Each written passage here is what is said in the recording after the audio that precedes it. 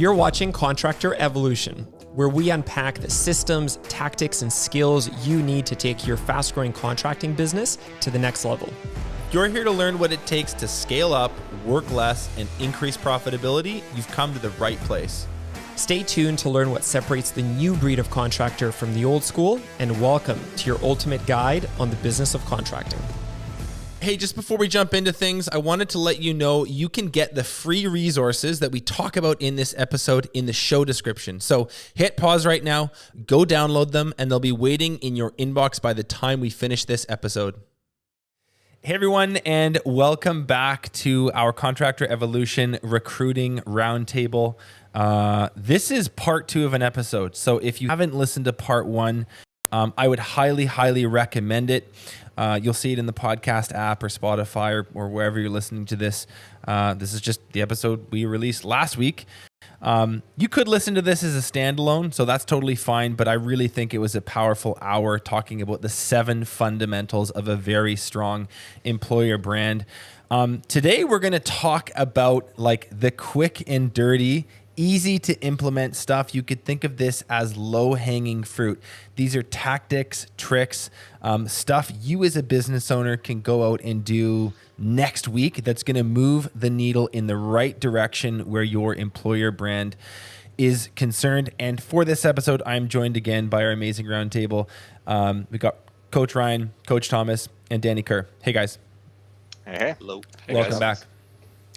So guys, we've got a list of 6 things here that we feel are really easy to get going on that's going to make it easier for your business to attract, retain, and hire the really good quality people that it needs. And we're just going to start at 1 and end at 6.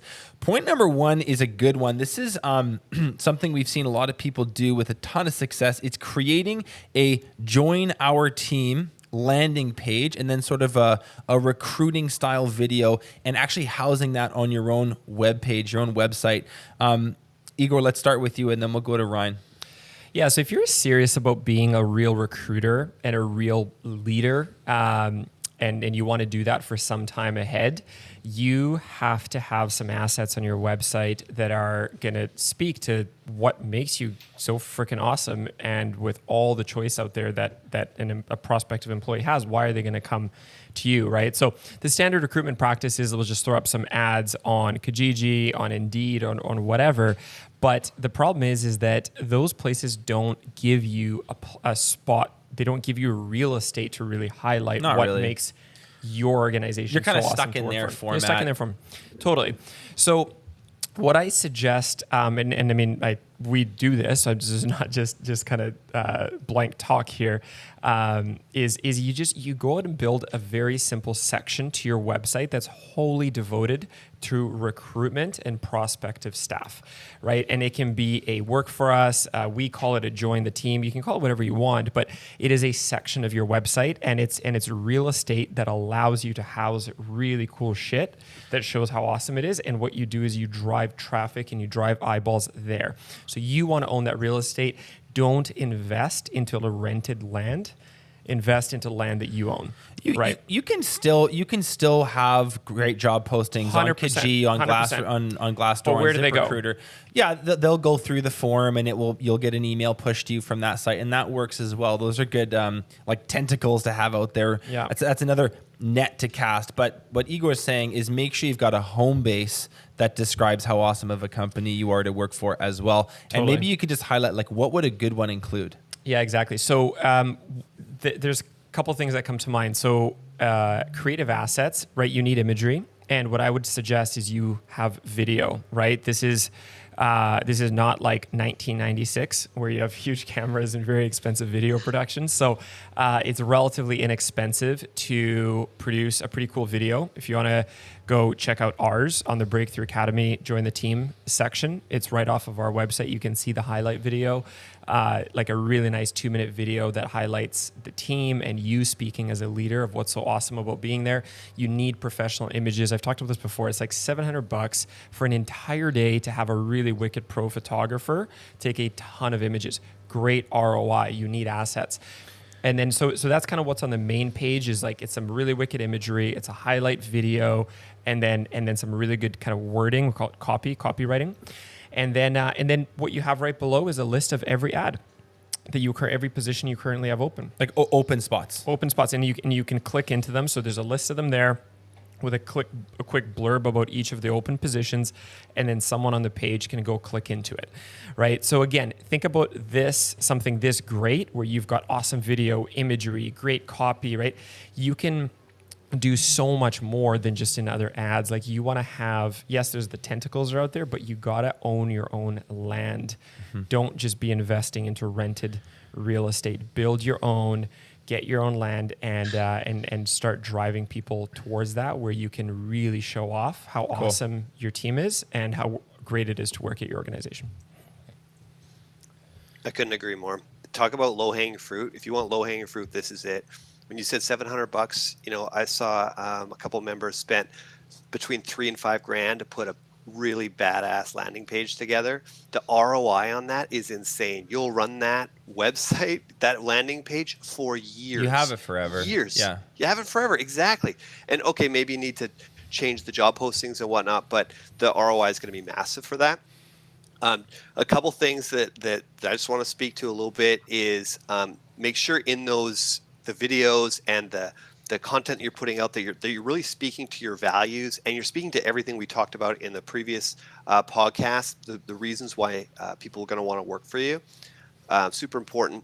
The other thing too is this tool is going to be, you can link to it in those other job postings that you're putting in. So you're posting on Indeed, but then you can put a straight link right from there into your website. It's also going to drive your website traffic, which will help your ROI, which is other benefits.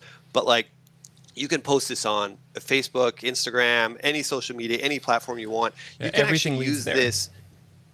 Yeah, you can link exactly, and you can use this for even sales, right? So like, people want to know like what's going on in your business, or a little bit more background, or they want to like, who are these guys? What are they all about? What's it going to look like when they're on my site? Well, now there's a little video of your team in action, and so that can help even with the sales side of things. Back in the day, you used to be able to put photos and stuff like that on Indeed, and you could have a lot more creativity. They've pretty locked it down now, and human beings love color. It's just like we're fish, right? Yeah. And so if you can't put a logo, and if you can't dress up those online postings, you can definitely dress up these like you were saying, your own real estate. So you definitely want to be directing people through that. And then I'd recommend, have lists of the current positions that you have open, but also have positions that you'll need soon. So if you're like, well, a year from now, I hope to have a sales manager, so I'm going to put that position on there as well. Or I got a high turnover in this with my techs or my entry level, so I'm going to leave that up there even when I don't need people. Right. And now you're passively collecting resumes or candidates, or you're resume banking. So you're collecting candidates that you may want to tap into that resource in the future. Yeah, exactly. Ryan, is there anyone that you work with that does this at a super high level?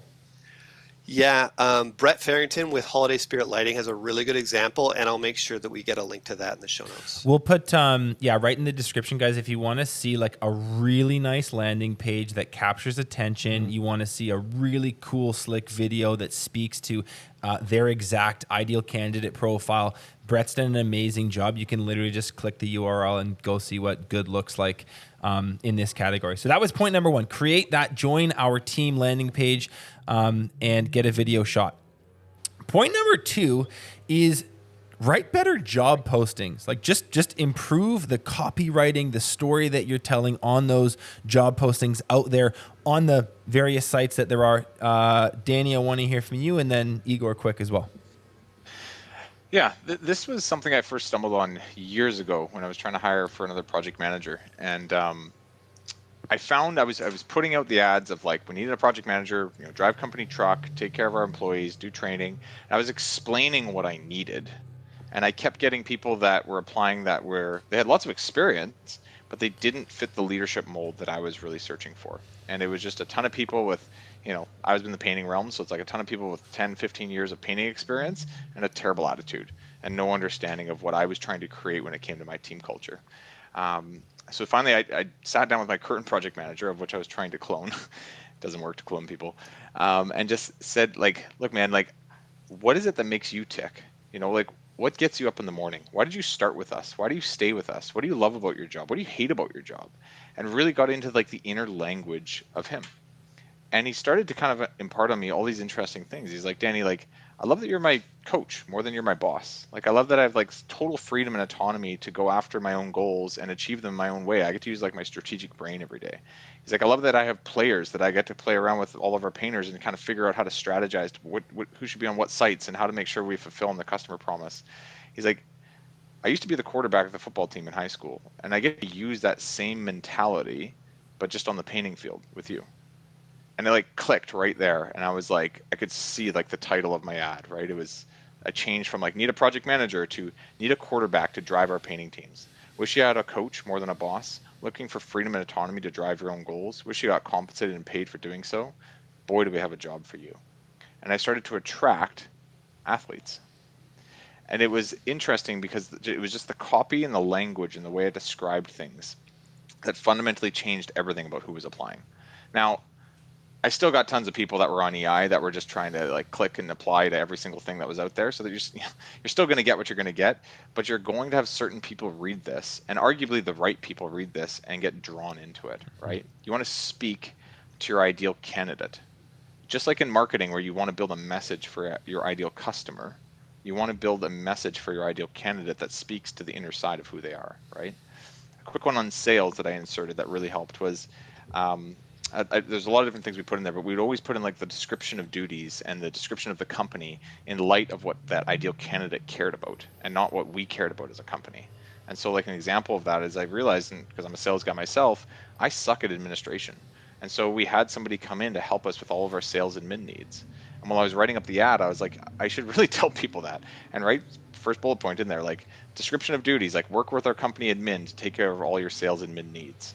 And I can't tell you how many people who applied for that job told me that was one of the main reasons they applied, because they're like, you get it. I spend half my time selling and half my time doing paperwork. You guys seem to understand, like, I can spend more time selling. You're giving me that opportunity. That drew me in. And so just be careful, like when you're writing your ads, not to drop an ad based on what you like and want and love about your company. Drop an ad about what your ideal candidate wants and likes. And take time to understand that and interview and talk to people who are in those roles, whether they work for you or there's somebody you know through a network, to get into their inner language, which is huge. Cool. That's awesome, Danny. Some really, really good thoughts. I got just a bit of a side tangent on job ads, which I think is kind of neat and important. Is this. When you look at just the pure number of people that are going to apply to your job ads, it's going to be a very small percentage that you're going to hire, like a tiny, tiny fraction, right? I think most of you understand from a marketing perspective about email list building and the concept of like building an email list, and then over time sending emails, whether it's once a month, once a week, 3 times a week, whatever, to nurture that list. The same thing is possible from a recruiting perspective, right? Because over time, what's going to happen is as you're hiring for many roles every year, you go year after year after year, you're going to be having a lot of people, to your point, Ryan, whether it's visit your join the team section or your hiring section of your website, you're going to have a lot of people applying to job ads. It does make a lot of sense just to build an email list and a bank of all of these people. And so when a new role comes out, you email that list when you launch it on all the other platforms. And if you want to get really fancy, what you might do is send like a quarterly update of all the cool shit that's going on your team and inside your organization to keep nurturing that list, right? If you're a long-term player in this space and you have long-term aspirations in business, that's something that also absolutely makes sense from building a bit of an audience and a following. A lot of people are going to click on those ads. Great points, guys. I think that's an immediate win if you're wanting to go from no applicants to an inbox full of resumes. That's not hard to do. It just takes a little bit of creative thinking and some time. So better job postings. Point number 2. Point number 3. This is a really interesting one, and I'm seeing it done a lot more lately. Is use your Instagram to highlight more job sites, more employees, more projects really show using imagery and video what it looks like to work for your company. A lot of the businesses we coach are finding their Instagram pages are actually better like recruitment tools than they are marketing tools. And I'm going to plug one of our members named Mike Van Capelli, runs a company called Blue Water Concepts. Go to blue_water_concepts. That's at blue_water_concepts on Instagram. His page is basically entirely showcasing what it looks like to be on one of his construction sites. He uses cool filters. He uses great angles. The captions are awesome. And he really celebrates the people that work for him. And he makes it sound like very, very, very cool. So if you just want to scroll through what it looks like to showcase a construction company in a way that's very, very attractive to someone that's kind of checking you out. Like maybe you do have a job posting out there. Probably the 8 candidates are going to do a quick scroll through your Instagram and say, hey, do these guys look cool? Or does it look like a lame job that I don't want to be a part of? And Mike has totally nailed it. So I'll actually include that. We'll include that handle in the description as well. Just a quick bit from the previous, the last episode on this building an employer brand concept. Like I know Mike very well. He really loves and celebrates his people, and that really comes across and speaks volumes. It's super, super clear. Yeah, no, he's not faking it. He actually feels that. It's just like Instagram's a great vehicle. Yeah, 100% to demonstrate that. Yeah, you want to build a long-term employer brand. Celebrate your people. So I know for a fact he does have people come to him and be like, hey, I checked you out online or on Instagram, and like you guys look kind of sweet. Can we talk about like maybe working together? Yeah. Ryan, did you have anything to add to that? Yeah, I was just going to pipe in the reality too of who's on Instagram is people tend to follow like versus like. So people follow things that they're interested in. So carpenters follow construction companies, landscape companies follow landscape companies. And so when you post on Instagram, your target market is already paying attention. They're already watching, and that is potential candidates, right? So it's even more of a reason to post on Instagram for recruitment. You're going to get better returns compared to like Facebook or other social media platforms. Instagram is that place for now, right? Probably in a year or two, it's going to be somewhere else. But for now, take advantage of it. Cool. Point number 4. This is a quick one. We kind of mentioned it last year. Last episode last week. Which is go into your budget and put a dollar amount beside culture events. Thomas, do you want to take us through that quick? Yeah, totally. A quick and dirty one, but an easy win. I think there's probably a lot of members who can look at your budget and see you have $0 allocated to your culture events. So go in there. If you're listening to this, put a number beside it. Ensure that you are allocating a dollar amount for company trips, barbecues, end of year parties in your budget. Also, you can insert notes in those line items to identify what exactly you're planning out and make sure, of course, schedule well in advance. So yeah, it's a quick and easy win, but it's a big one. Put a dollar amount to culture events. Is if you have a real brand ambassador, you have a real team player, a real culture driver on your team, give them the budget and be like, hey, figure out what the team wants to do for fun and plan an awesome party. It's one step you don't have to do, and they're going to think it's like the funnest side project ever. Totally. So that was point 4. Point number 5. This is another easy one. It's upgrade your uniforms and outerwear. If your team members, if you're, your men and women on site, your team in the office, your estimators, if they don't love the company clothing that they put on, because the hat is kind of frumpy and it's just a basic t-shirt and like the jacket isn't that cool, it's not that much money to go have like just more updated, more sleek jackets, shirts, pants, hats, whatever it is.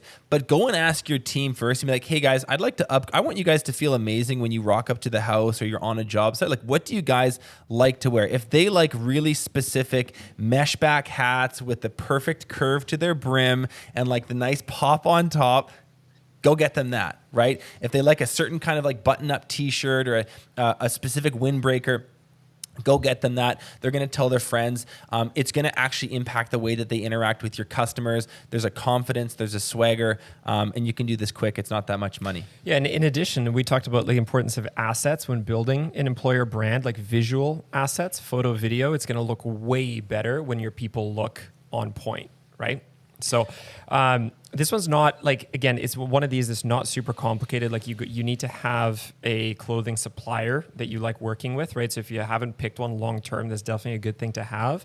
The way that I did this is we just brainstormed a list of what are all the articles of clothing that team members should have. And actually, I got really inspired on this from 1-800-GOT-JUNK.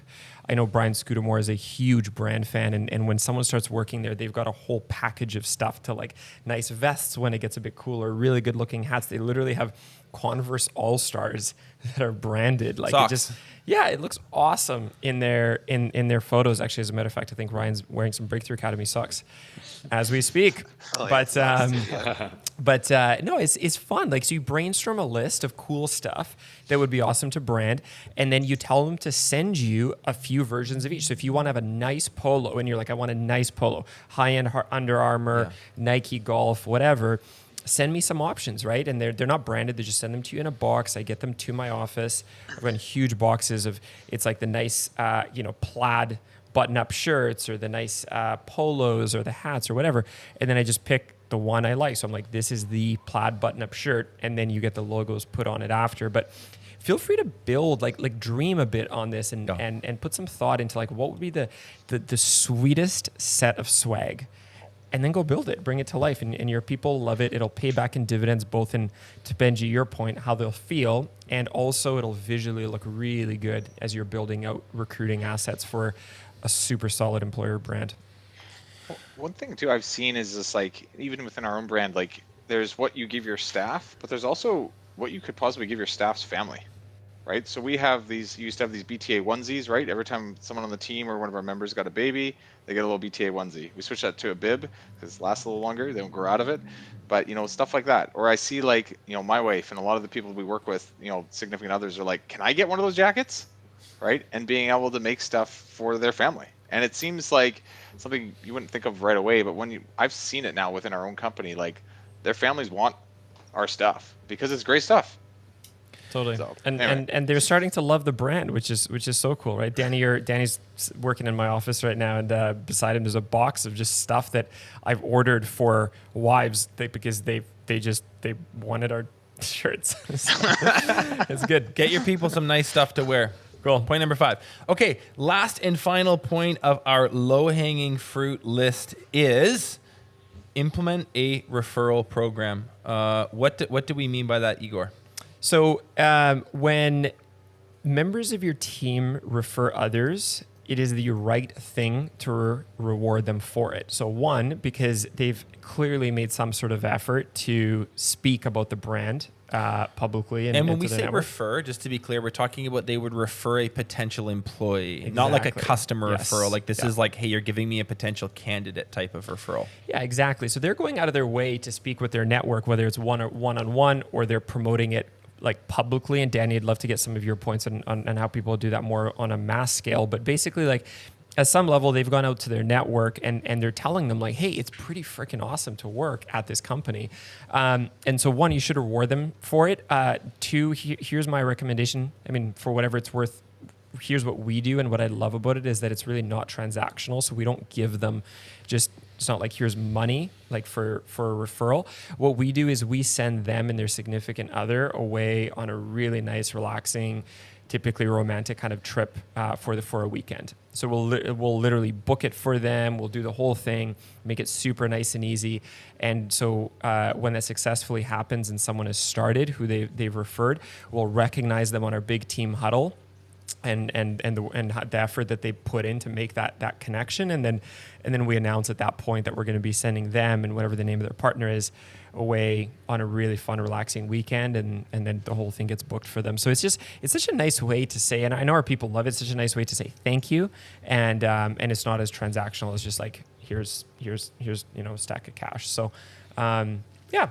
It's a good thing. The other thing too is like when you do have a role that you're hiring for, this program, this sort of like incentivization package is really, really clearly explained to the team at the outset. Totally. This is the role we need. We know that you guys know good people because you're good people. Could you please go through your Facebook list, go through the index in your phone, think of your family, your friends, whoever, and if you do find someone, and they get hired, this is what you stand to gain. Totally.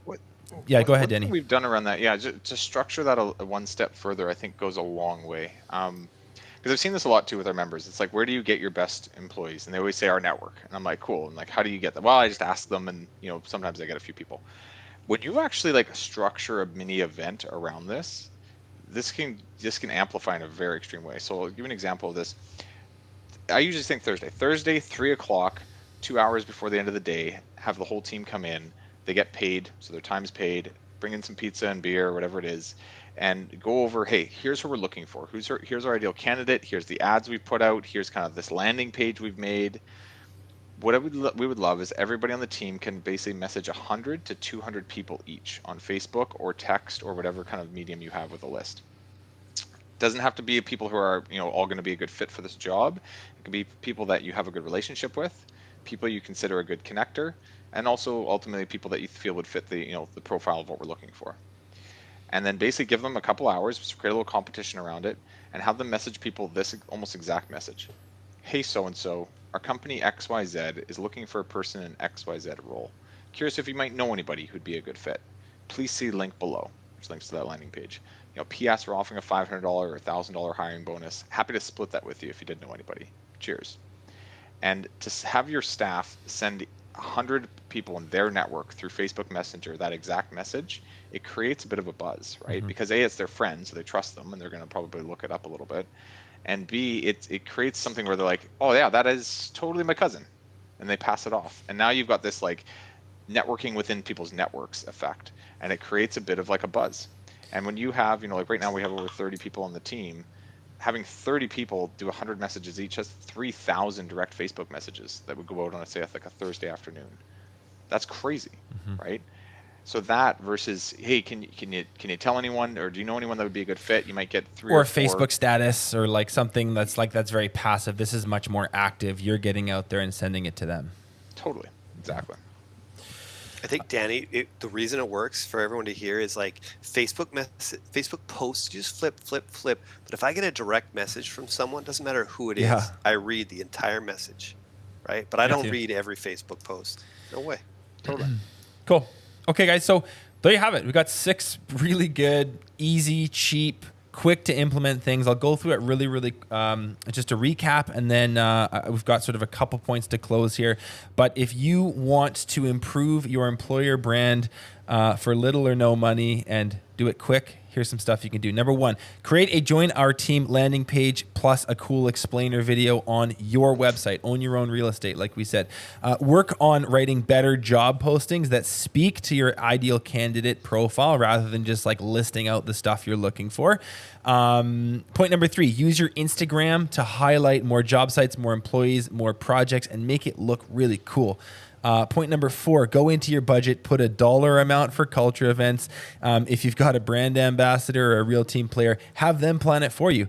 Point number 5 is upgrade your uniforms and outerwear. And point number 6 was implement a referral program that incentivizes your own team to do the recruiting for you. I want to ask a question. I'll ask it to you, Danny.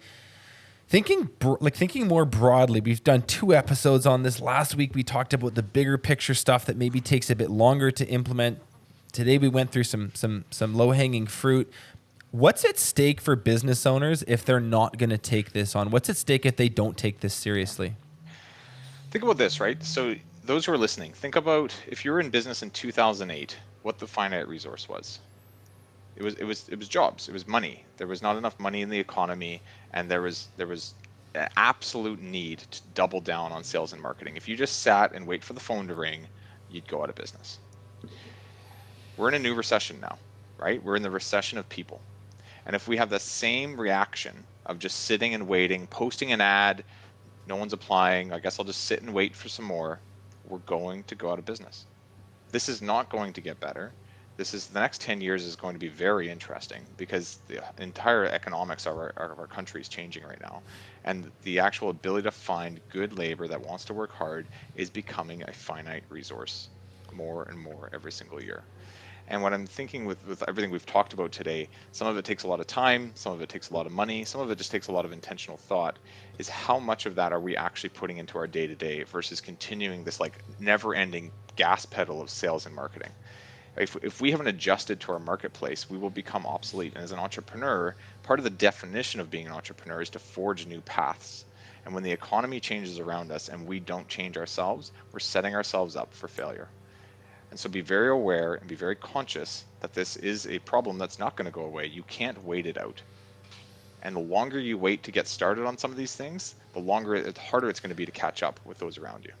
I couldn't agree more, and I think it's a really powerful point to end on, guys, is be honest with yourself. How much time, energy, and money are you spending on this? And if it's not enough, reallocate some resources, and you will be very, very, very glad you did in the long run.